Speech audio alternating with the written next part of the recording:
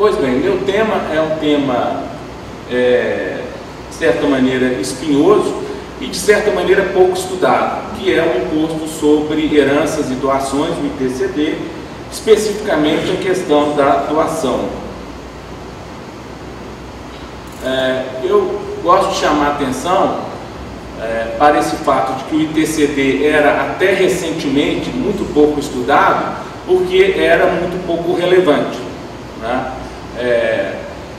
Seja por uma tendência histórica a se desconsiderar a tributação das heranças e doações, seja em razão da falta de mecanismos de fiscalização mais efetivos desses fenômenos tributários. Certo é que o ITCD não tinha e continua, do ponto de vista mais amplo, não tendo muita relevância para a arrecadação do Estado. Mas, sem dúvida nenhuma, nos últimos anos tem ganhado essa importância. Esses dados aí, eles foram extraídos dos relatórios gerenciais que o Estado produz a cada ano, estão disponíveis no site da Secretaria de Estado da Fazenda e mostram um incremento constante da arrecadação do ICMS, do ITCD. Saímos de 540 milhões de reais arrecadados em 2013 para 760 milhões de reais no ano passado, em 2016. O que mostra essa maior importância que o ITCD tem ganho ao longo do tempo, especialmente pelo aperfeiçoamento dos mecanismos de fiscalização da Secretaria de Estado de Fazenda. E é claro, esse incremento de fiscalização resulta numa maior arrecadação, numa maior tributação, que acaba resultando também no surgimento de uma maior litigiosidade em relação a esse tributo. Eu já tenho um pouco mais aí de 20 anos, vou para 23 anos como procurador do Estado, e acho que poderia contar nos dedos as causas envolvendo o ITCD, na qual eu participei como procurador do Estado até 2013, 2014. De lá para cá, essas causas já eu não consigo mais contar nos dedos, tal é o volume de ações que começam a surgir em torno do ITCD. Repito, em razão da importância que ele vem ganhando em termos de arrecadação tributária.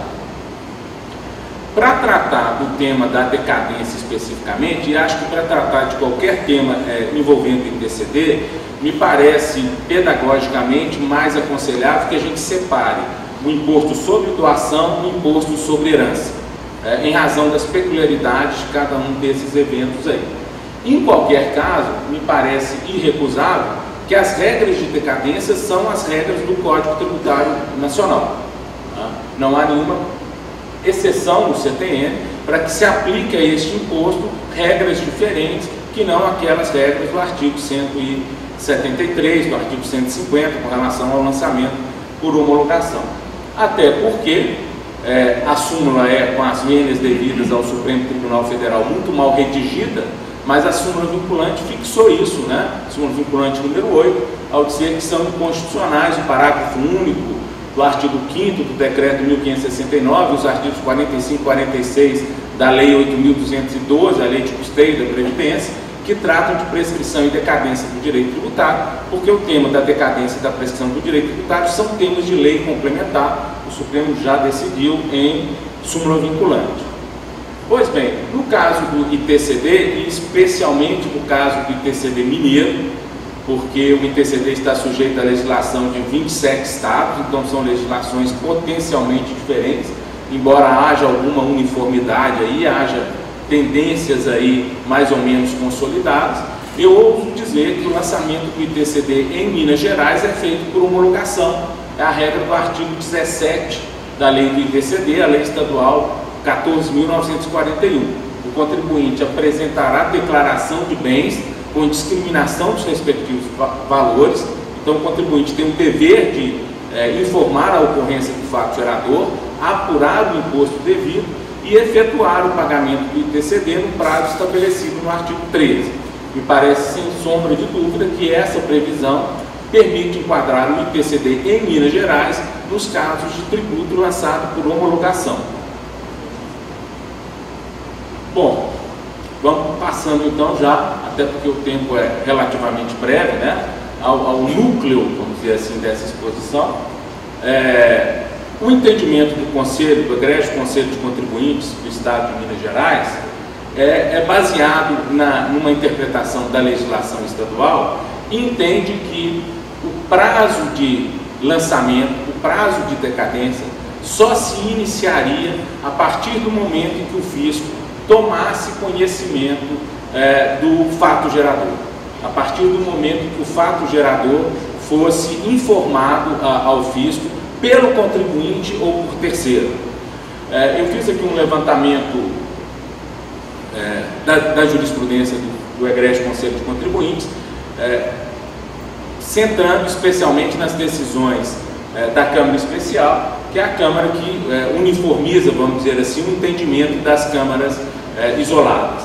E aí está citado esse acórdão, 4.628, em que se afirma que o prazo de lançamento do ITCD, o lançamento de ofício, caso não seja feito o lançamento por homologação, artigo 173, né, do CTN, começa a correr no primeiro dia do exercício seguinte àquele em que se deu a apresentação da declaração de bens ou do momento em que a fiscalização teve acesso às informações necessárias à lavratura do auto de infração.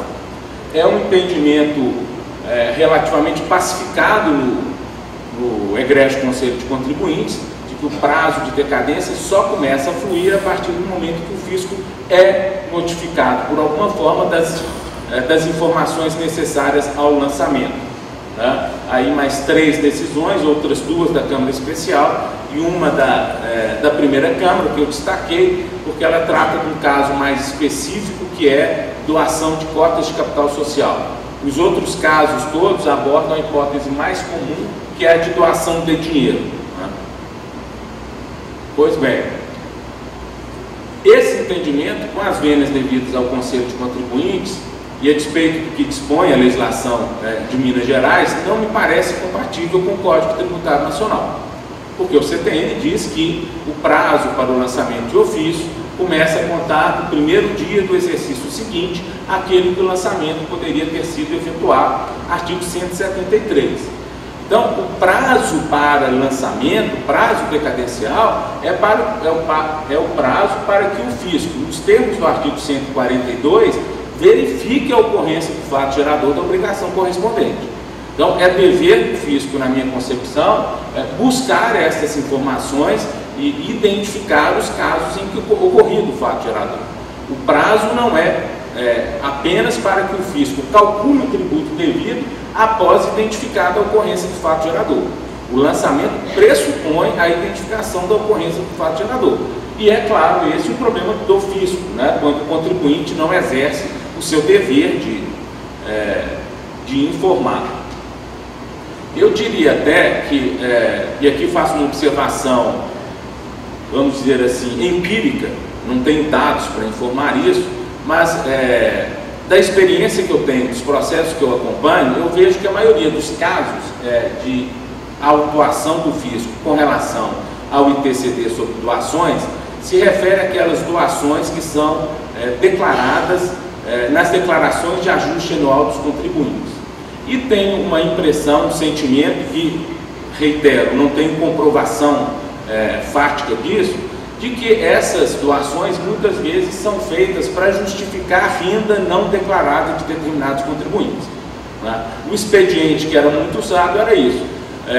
Contornava-se a ausência de base financeira para aquela renda que o contribuinte demonstrava adquirindo algum bem de maior valor, por meio de uma doação que era então indicada na declaração de ajuste anual. Essa declaração, essa doação não era passível de tributação federal, então para o contribuinte não acarretava nenhum outro problema. A partir do momento em que os fiscos estaduais e o fisco federal incrementaram a troca de informações, isso se revelou um problema para os contribuintes, porque a Receita Federal passou a comunicar aos fiscos estaduais as indicações de doações feitas pelos contribuintes. Isso gerou, em certos casos, eu diria até uma tentativa desesperada de alguns contribuintes que passaram, então, diante da autuação do fisco, a transformar as doações indicadas em empréstimos. Falaram, não, me confundi, não é doação, é empréstimo. né? E aí tentava justificar aquela renda, ainda foi um empréstimo, e isso gera uma série de outras discussões que não nos interessam aqui, né? Mas o problema todo realmente aparece com relação a essas doações declaradas nas declarações de ajuste anual.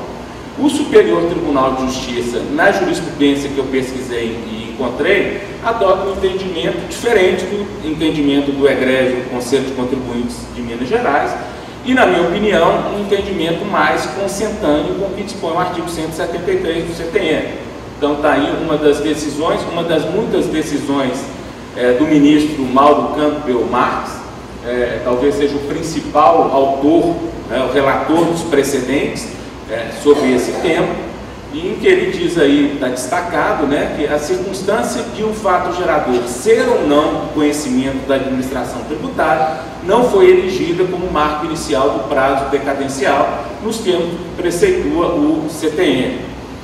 Esse caso é específico, volto a dizer, para a doação, e eu não estou me referindo aqui ainda à tributação das heranças. No mesmo sentido, no colendo STJ, esses outros precedentes aí, todos oriundos da segunda turma, algumas até decisões monocráticas bem recentes.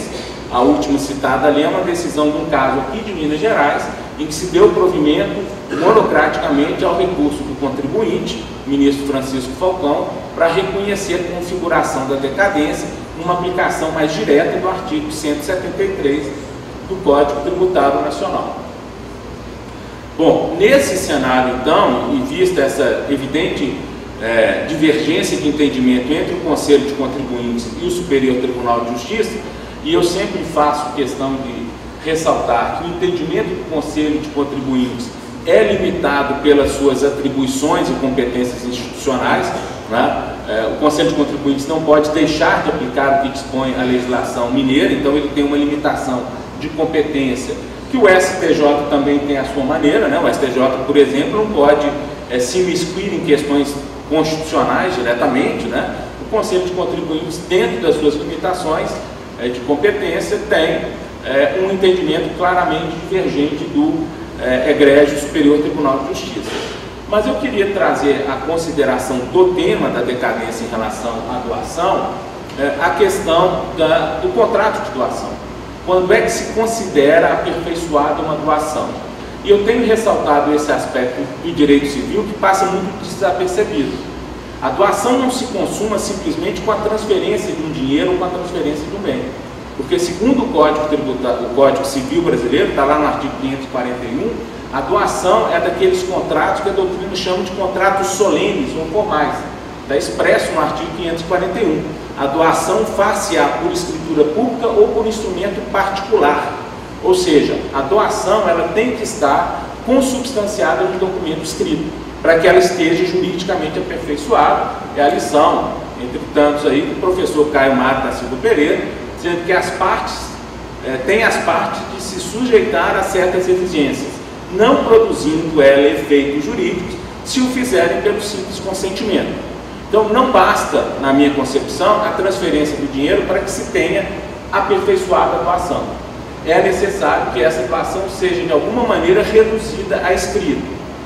E nos casos com os quais eu tenho me defrontado, na maioria das vezes, a redução a escrito da doação aparece na declaração de ajuste anual.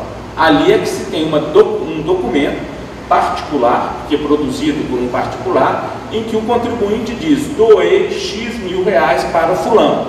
Ali, na minha concepção, tem-se efetivamente configurado plenamente o fato gerador do ITCD doação.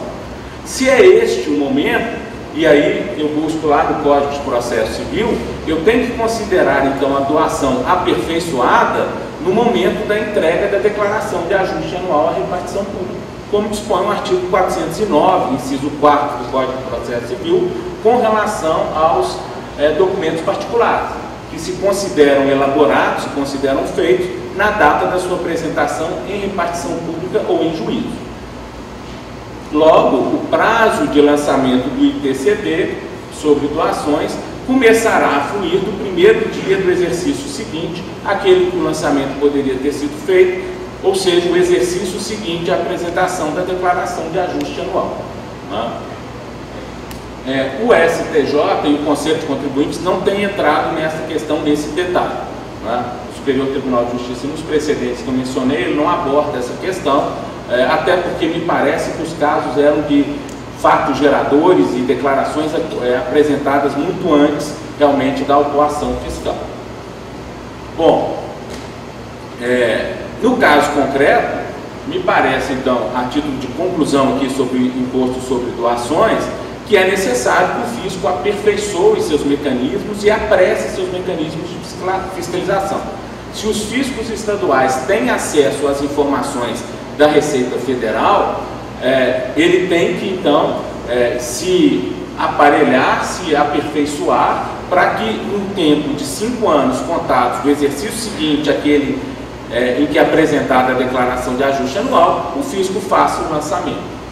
Nos casos em que a declaração que a doação não é consubstanciada na declaração de ajuste anual, mas em outros documentos, eu lembro que em Minas Gerais especificamente o fisco tem instrumentos, eu não sei se realmente são instrumentos efetivos, mas há previsão legal da lei do próprio TCD que obriga os titulares de serventias extrajudiciais a informarem ao fisco, à Receita, tudo que dizer respeito à escritura, registro de doação, constituição de usufruto, fideicomisso, alteração de contrato social e de atestado de óbito à repartição fazendária.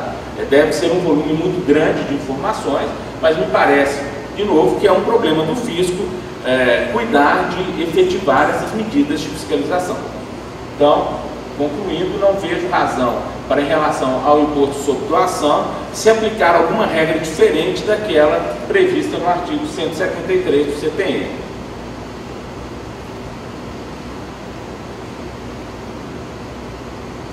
Bom, com relação ao imposto sobre heranças, o Conselho de Contribuintes mantém o mesmo entendimento relativo às doações. Estou citando outra decisão da Câmara Especial, em que se diz que, de novo, que o prazo é contado no primeiro dia do exercício seguinte ao conhecimento pelo fisco das informações relativas à caracterização do fato gerador. Não há divergência na jurisprudência do Conselho de Contribuintes sobre imposto sobre doação ou sobre heranças. No STJ, porém, em razão da tradição histórica do ITCD ser apurado nos processos judiciais de inventário, o STJ construiu uma interpretação que eu diria que é também pacífica, no sentido de que apenas com a prolação da sentença de homologação de partilha é possível identificar plenamente, perfeitamente os aspectos material, pessoal e quantitativo da hipótese normativa, tornando possível a realização do lançamento. Então, como o imposto sobre heranças era tradicionalmente cobrado nos processos de inventário, a jurisprudência do STJ é no sentido de que, enquanto não ultimada a partilha de bens no inventário, o fisco não pode lançar, porque ele não sabe quem são os herdeiros, ele não sabe qual é o monte mor, ele não tem os elementos necessários que serão definidos no processo judicial. Daí porque o prazo se contará a partir da partilha realizada judicialmente, nos termos do artigo 173 do CTN. Aí uma outra decisão, no mesmo sentido, enquanto não homologado o cálculo do inventário, não há como efetuar a constituição definitiva do tributo, e a invocação sempre de uma antiga súmula do Supremo Tribunal Federal, a súmula 114, que diz que o imposto de transmissão causa mortes não é exigível antes da homologação do cálculo. Bom, já encerrando, porque o meu prazo já se esgotou, eu faço aqui apenas algumas breves considerações sobre o ITCD em relação à herança. Acho que a questão inicial que tem que se colocar é a seguinte: o lançamento do ITCD depende do processo de inventário? Quer me parecer que não necessariamente. A legislação mineira deixa isso claro quando diz que o tributo será calculado a partir da iniciativa do contribuinte, o artigo 17, que eu já mencionei aqui antes. E a própria legislação processual tem sido alterada para afirmar a possibilidade do inventário extrajudicial, é a regra expressa lá já há algum tempo, mas hoje expressa no artigo 610, parágrafo 1º do CPC 2015. Quer dizer, nestes casos em que o inventário se procede extrajudicialmente, será problema do fisco identificar a ocorrência do fato gerador e exigir o tributo, ainda que o contribuinte não inicie o processo de inventário. Pode-se pensar numa hipótese do contribuinte não desejar pagar o ITCD e dizer, eu vou esperar passar 10 anos depois da morte e só aí eu vou realizar o processo de inventário, e aí eu alego que o tributo está decaído, né? Se o contribuinte optar por isso, de novo, entendo que é ônus do fisco aperfeiçoar a sua fiscalização para que, diante da notícia da morte de alguém, e nos termos do artigo do CTN, da lei estadual, isso tem que ser comunicado ao fisco, né? Ele busque os instrumentos necessários para ir atrás desse fato gerador. Me parece que essas situações serão residuais. Na maior parte das vezes, o contribuinte vai querer realizar o processo de inventário extrajudicial e aí, no transcurso administrativo desse processo de inventário, a apuração do ITCD ocorre de forma, vamos dizer assim, bem natural, bem comum. E acho também que é um grande incentivo do legislador, em vez de punir a não apresentação o não cálculo do ITCD, incentivar esse cálculo oferecendo descontos, para que o imposto seja calculado mais rapidamente, com descontos substanciais para o contribuinte aí. Me parece ser uma postura mais acertada, porque deixa para o fisco fiscalizar aquelas situações de exceção realmente, né? De todo modo, a questão da discussão do ITCD sobre decadência parte da necessidade da gente rever pelo menos 3 conceitos, né? Essa questão da desjudicialização do lançamento tributário do ITCD, reconhecer que mesmo no caso de inventário judicial não é necessário aguardar a sentença de partilha, tá? Mas no caso de inventário extrajudicial é óbvio que não haverá sentença de partilha.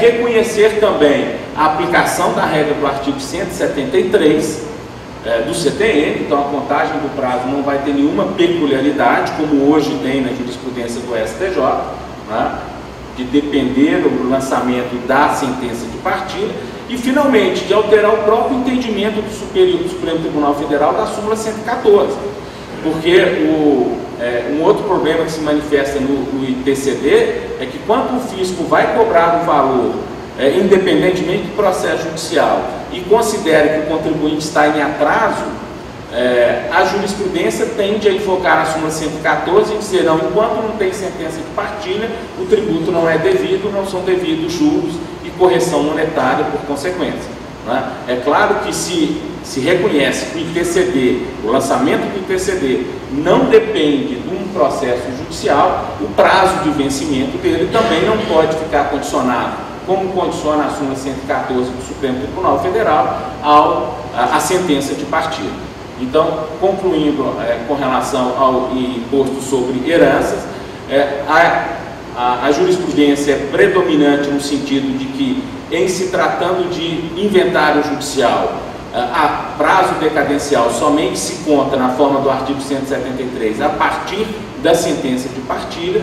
Com relação aos outros inventários, ou ao inventário não judicial, me parece inequívoco também que a regra do artigo 173, 5 anos contados a partir do primeiro dia do exercício seguinte ao da ocorrência do fato gerador, que no caso da herança é a morte do autor da herança. Com essas, então, ponderações, e esperando não ter sido confuso em razão da pressa com o tempo, é que mais uma vez agradeço o convite, a honra da minha participação e a paciência de todos aqui que me escutaram. Muito obrigado.